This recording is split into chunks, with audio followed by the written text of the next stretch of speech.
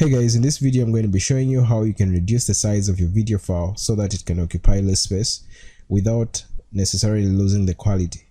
Other reasons why you might want to reduce the size of your video file might be to add it to your PowerPoint presentation, post it on social media, or add it as an attachment to your email.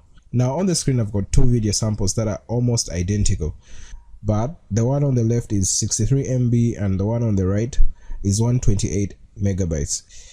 Now the difference is that the one on the left uses a highly efficient compression algorithm to make it smaller. The software that I use in order to compress my videos is called Handbrake.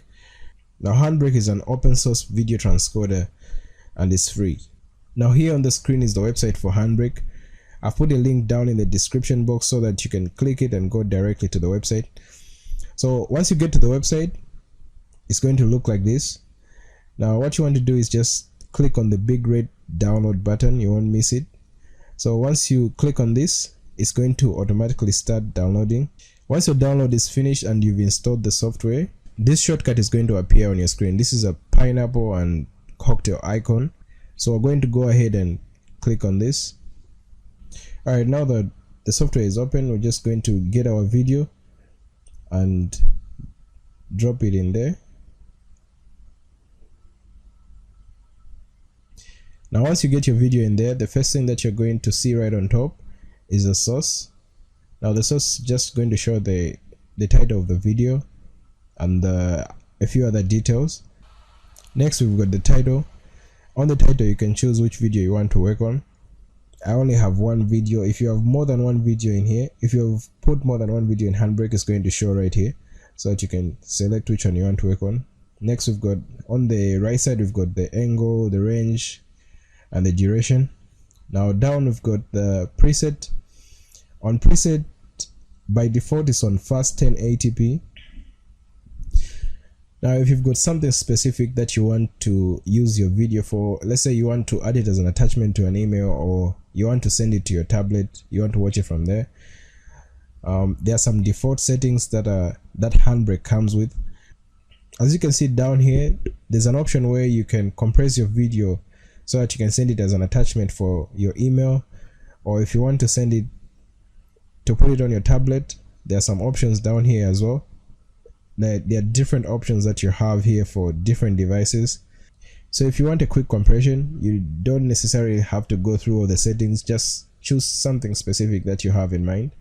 So there are various options here, but for this video we're going to go through the settings and I'm going to show you all the different options that you have so that you can choose which suits you best or which suits the video that you're trying to create. Going down, we've got the summary. On the summary we've got the format. That's the first thing. You can choose between MKV, WebM, or MP4. We're going to just leave it on MP4. Next we've got the dimensions. On the dimensions we've got orientation and cropping. You can flip your video whichever side that you want, or you can crop it. Next we've got the resolution and scaling. On the resolution and scaling, it just tells you the amount of pixels that are going to make up your video. So here we've got 4K Ultra HD or 8K Ultra HD. You can choose any of those, but we're going to leave it on 1080p HD. Next we've got the borders. You can add borders to your video if you want. Alright, after dimensions we've got filters. On filters, there are a number of different options that you have here. One of the more interesting options is the grayscale. It's going to change your video to black and white. Alright, next we've got the video. Under video, the first thing that you have here is video encoder. Now under video encoder we've got H.264, H.265. The only difference between H.264 and H.265 is that H.265 is the successor to H.264.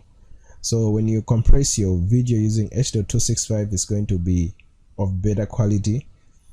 The only potential downside that you might face with H.265 is most platforms don't accept H.265 yet.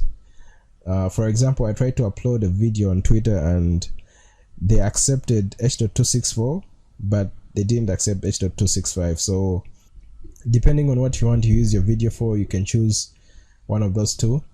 Now down after video encoder we've got frame rate.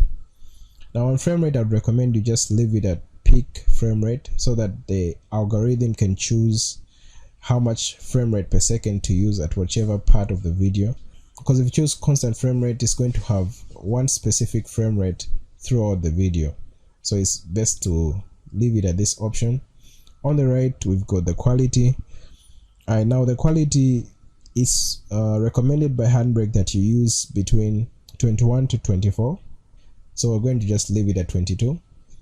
Now down here we've got encoder options. Under encoder options, the first thing is encoder preset, so we can move this to slow, very slow, or you can put it on super fast, very fast, or fast.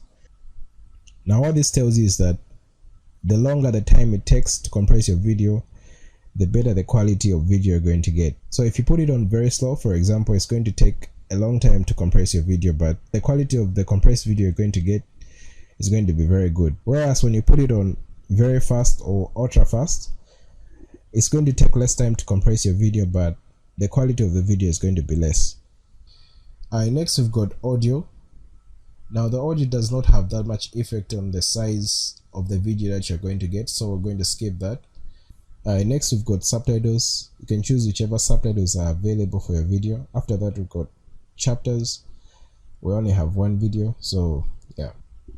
After you've gone through all the settings, you might want to save your settings so that next time you want to work on another video, you just use the same settings. So in order to do that, just go on save new preset, add the name, the description, and click on add. Now after everything is done, you have no idea how the end result of your video is going to look like, but lucky enough, Handbrake has got a preview option where you can see a small portion of the end result of your video. So just click on that and choose how many seconds of the video you want to see. You can choose 10 or 5. So for this, we're just going to choose 5 so that you can just see a small portion of how the video or the end result is going to look like. So just click on preview and immediately it's going to start compressing that small portion of the video.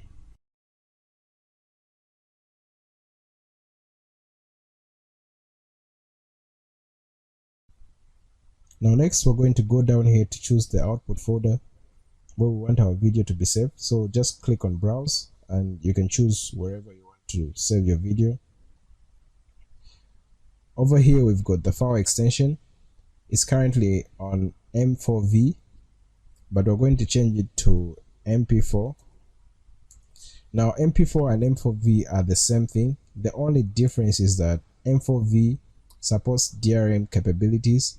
So if you want that, you can leave it at M4V, but we're going to change it to MP4. After that, the only thing you need to do is just press on start encode. Once you press that, down here immediately it's going to start encoding, as you can see here. Alright guys, that's it for this video. I hope you found it helpful. If you have any questions, comment down below. If you're new to the channel, hit the subscribe button and I'll see you in the next one.